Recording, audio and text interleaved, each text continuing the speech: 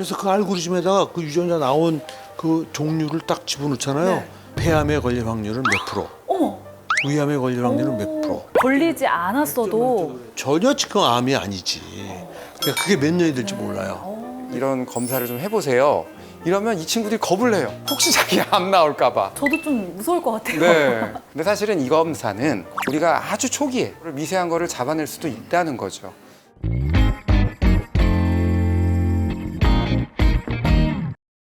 안녕하세요. 건행쇼 진행을 맡은 배소빈입니다.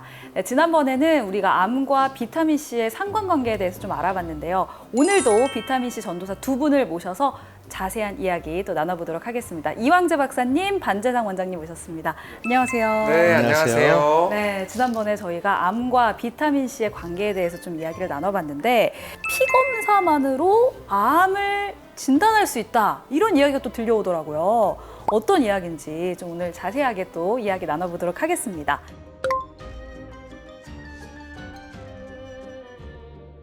사실 암을 조기에 발견하려면 MRI도 찍어야 되고 뭐 조직 검사도 해야 되고 좀 과정이 복잡한 걸로 제가 알고 있는데 어떻게 피 검사만으로 암을 진단할 수 있는지 실제로 가능한 일인가요?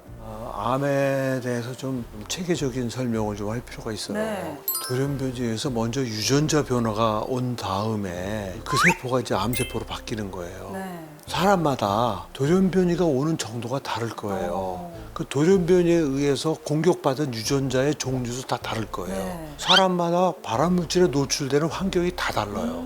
그리고 또 장기마다 달라요. 예를 들면 폐하고 위는 암을 일으키는 요인이 다르잖아요. 사실은 암 유전자라는 말이 옛날에는 없었어요. 네. 근데 지금은 자꾸 알려지는 거야. 그래서 자꾸 개수가 많아지고 있어요. 거의 5, 60가지가 지금 보고되고 있는 거로 저는 알고 있어요. 정상적인 얘기를 말씀드리면 그렇게 해서 변형된 유전자가 계속 누적되면서 그 세포가 암세포화 되는데 시간이 좀 걸리겠지만 암세포가 되잖아요. 면역세포, NK, NKT, 감마델타 T, 그다음에 세포독소 T, 크게 이 네 가지의 세포가 가서 순서대로 가서 죽이는 거예요. 1단계가 NK, 2단계가 NKT 뭐 이런 식으로 단계가 있는데 첩첩산중으로 해놨기 때문에 암 환자가 안 되는 거예요, 우리가. 암 예측 검사라는 건 뭐냐면 예. 한 암이 생기는데 그 나타나는 암 유전자 종류가 너무 많아요. 그 유전자를 찾았다 하더라도 네. 이 유전자가 어떤 암을 일으키는지를 한눈에 보긴 너무 힘들어요. 근데 피 검사, 피 한 방울로 암을 알 수 있다. 암이 걸렸는지 안 걸렸는지 알 수 있다. 그 유전자가 만들어지잖아요. 그러면 그 유전자의 흔적을 혈액에 남기게 돼 있어요. 굉장히 적은 양을 남기지. 네. 옛날에는 못 찾았지. 조금만 찾으면 우리 시청자, 우리 국민들이 이제 다 알아. PCR이라고 아시잖아요. 증폭. 그 증폭을 하면 하나밖에 안 나온 게 100, 1000이 될 수가 있는 거예요. 그러니까 1서부터 50번까지 유전자가 있다 할 때 유전자가 다 나오는 사람은 없죠. 그렇죠. 그중에서 뭐 열 몇 개가 나왔다. 네. 그래서 세계적인 학자들이 각 유전자가 어떤 암에 관여하는지 확률적인 관계가 다 나와 있어요. 그 빅데이터를 AI에 집어넣어서 알고리즘을 처음으로 만든 거예요. 우리 팀이. 그래서 그 알고리즘에다가 그 유전자 나온 그 종류를 딱 집어넣잖아요. 네. 폐암에 걸릴 확률은 몇 프로, 어머, 위암에 걸릴 확률은 몇 프로. 걸리지 않았어도 전혀 지금 암이 아니지. 그러니까 그게 몇 년이 될지 몰라요. 근데 이제 유전자이기 때문에 예. 한두 달 내로 암이 될 가능성은 없어요. 그러니까 외국에 있는 그 유명 배우 안젤리나 졸리가 그 검사를 해서 그거 조금 설명을 드리면 네. 우리가 이제 검사하는 게 두 가지예요. 그런 암 유전자가 있고 또 하나는 암을 억제하는 유전자가 있어요. 그 발암 물질에 의해서 그 암 억제 유전자가 화학적 변화가 일어나는데 그 중에 CH3가 붙는 걸 우리가 메틸화라고 그래요. 그 메틸화가 일어나면 종양 억제 유전자 기능이 없어져요. 안젤리나 졸리가 BRCA1이라는 그 유전자가 유방암을 억제하는 맞습니다. 억제 유전자예요. 그게 메틸화가 된 거를 검사 결과를 딱 받고 억제 기능을 잃으니까 유방암이 생길 수 있다는 네. 얘기야. 유방을 절제해버린 거예요, 아예. 어떻게 보면 무모한 걸 한 거죠. 그렇게 언니하고 엄마가 그 유전자 메틸화된 걸 보고도 그냥 놔두고 나서 암에 걸렸다는 거예요. 동기는 있었던 거죠. 그러니까 우리가 그런 두 가지를 검사하는 거예요. 그러니까 하나는 암 유전자 검사, 하나는 그 암 억제 유전자의 메틸화가 얼마나 되어 있는가.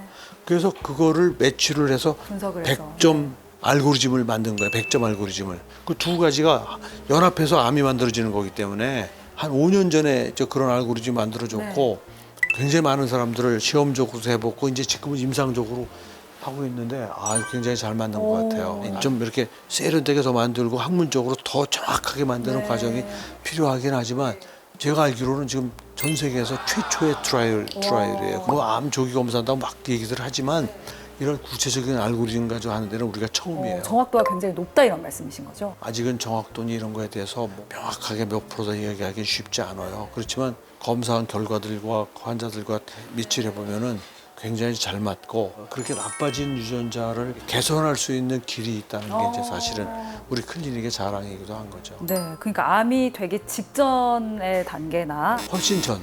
훨씬 전까지 알 수 훨씬 있다. 전. 대형 병원에서 하는 이 신체 검사에서 이제 MRI나 CT를 가지고 가는 거의 한계는 뭐냐면 네, 거기서 뭐가 나오면 암 환자예요. 이미. 그렇죠. 이미 암이 암 환자냐 아니냐를 구분하는 거예요. 맞습니다. MRI CT에서 안 나왔다 그래서 마음 놓을 수가 없다는 거예요. 해상도 밖에 있는 그 자라고 있는 암 환자는 못 찾아내요. 그럼 모든 암을 좀 이렇게 찾아낼 수 있는 겁니까? 모든 암이 해당이 되는 겁니까? 그러니까 남자는 7대암, 여자는 10대암까지 우리가 지금 예측하고 있어요. 네 종양을 빼놓고 모두 지금 저희가 보고 있어요. 그리고 치료법도 함께 진행을 하신다고 했는데 그 치료법 안에도 비타민C 치료법이 포함이 되어 있습니까? 물론이죠. 제가 비타민C 치료를 바탕으로 해서 암 유전자가 많이 발현돼서 그냥 놔두면 이 사람은 암에 걸릴 것 같다라는 예측이 되는 점수가 높게 나온 사람들에게는 암 환자에게 하는 치료를 해요. 효율이 훨씬 높다는 거예요.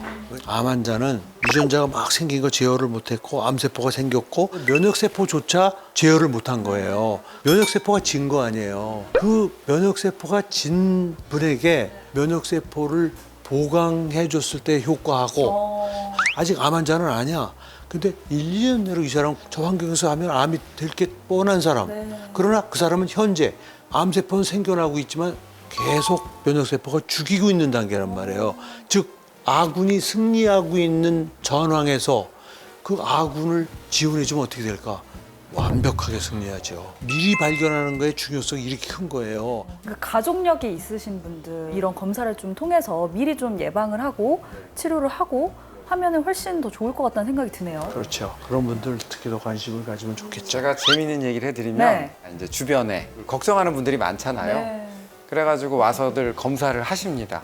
평소에 좀 바른 생활을 하는 사람들, 네. 술 담배도 좀 안 하고 비타민 C도 챙겨 먹고 뭐 이런 분들은 검사에서 굉장히 좋습니다. 검사 결과가. 그런데 담배도 막 피우고 뭐 술도 먹고 맨날 이제 생활이 좀 저 친구는 좀 그런 친구야 이런 친구들 와서 검사를 하면 굉장히 그 유전자들이 높게 뜹니다. 주변에 이제 제가 이제 이런 검사를 좀 해보세요. 이러면 이 친구들이 겁을 내요. 혹시 자기 암 나올까 봐. 저도 좀 무서울 것 같아요. 네.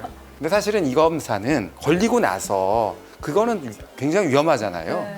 우리가 아주 초기에 미세한 거를 잡아낼 수도 있다는 거죠. 어떻게 보면 스크리닝 검사 같은 그런 검사라고 이해하시면 됩니다. 사실 요즘 국내 3명 중 1명이 암에 걸릴 확률이 높다라는 어떤 연구 결과가 나올 정도로 굉장히 암이 우리 가까이에 있으면서도 또 내가 걸릴 수 있지 않을까 이런 두려움도 또 무서움도 있으실 것 같은데 검사를 통해서 미리 예방을 한다면 정말 큰 도움이 될 것 같거든요. 어떤 사명감이 좀 있으실 것 같아요. 굉장히 중요한 걸 짚어주셨는데 제가 평생 서울대 의대에 있으면서 제일 안타까웠던 게 암으로 돌아가시는 분들. 마지막 한 2-3살 정도는 거의 지옥을 체험하고 돌아가시는 걸 내가 너무나 많이 봤기 때문에 야, 암은 무조건 미리 찾아야 되겠다. 정말 남모르게 그쪽 공부도 많이 했습니다. 끝에 한 5년 정도는 제가 일부러 미국의 굉장히 큰 학회에 그런 것만 전공으로 하는 데 가가지고 몰래 일주일 동안 가서 공부하고 그랬던 내가 실행을 하는데 도움이 됐다는 생각을 하니까 굉장히 감사하죠. 네. 저도 오늘 이 말씀 나누다 보니까 부모님 모시고 와서 한번 검사 받아보고 싶다 이런 생각이 드는데 그러셔야 됩니다. 피 검사 하나로 모든 검사가 끝나는 겁니까?